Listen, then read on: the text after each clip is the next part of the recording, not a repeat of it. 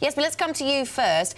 Just a quick word about when we're going to see any commentary. It seems the BOJ incredibly keen not to talk about any kind of exit strategy. What's your expectation about when that comes onto the radar, even as we see them dialing back their bond purchases kind of on the quiet? So when do we see them actually talking about this in public?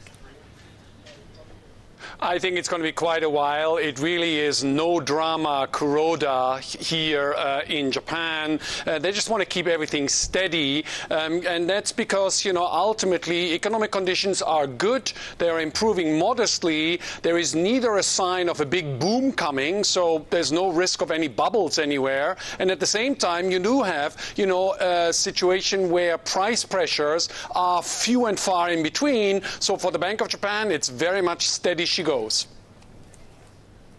Jim, what do you think about the Bank of Japan being sort of almost pushed to talk about a reduction in its balance sheet now? It seems like with the ECB almost pushed to normalize policy, a lot of these central banks are getting pushed a little bit ahead of the curve considering where inflation is.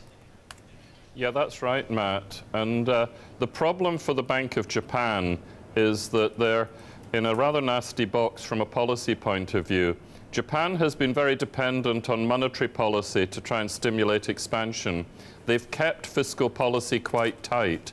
That's politically almost inevitable given the sheer level of government debt. But there could be some fiscal moves to try and help expansion of the economy. There have not been. So it's a fine thing for the lawmakers to pressure the Bank of Japan to taper, but they got to do their bit about stimulating the economy. The other thing is structural reform. There's been very little in Japan, and that's probably that's the third arrow of Abenomics. And so they're not going to do it by monetary accommodation alone. Yes, but does more fiscal boost get an airing? Is that talked about over in Japan at the moment? And on the structural side, that third arrow, we heard so much about it at the time that Abenomics was launched, but has it delivered much? I think, first of all, on the fiscal side, you know, there is quite significant fiscal thrust here. I mean, after all, the, you know, borrowing requirement of the government is still running at around, you know, 4.5% of GDP here. So fiscal policy is actually, at the margin, net positive here.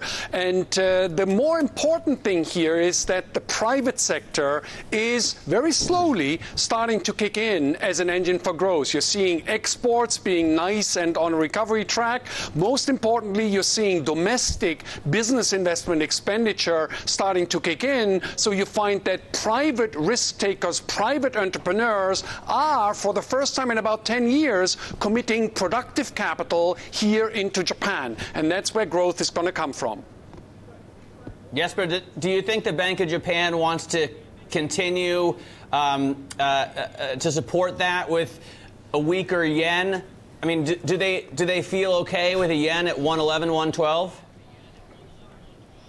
I think the Bank of Japan, first and foremost, wants stability. Remember last year, they sort of rattled confidence very significantly by introducing negative interest rates at the beginning of the year. That forced a lot of shock waves and uncertainty, both onto corporations as well as onto banks here. This year, for 2017, the mantra is stability, stability, stability. And I think it's exactly the right thing to do, because if you're a private risk taker, if you're a consumer, if you're a private investor, really what you want to know is just certainty of stability.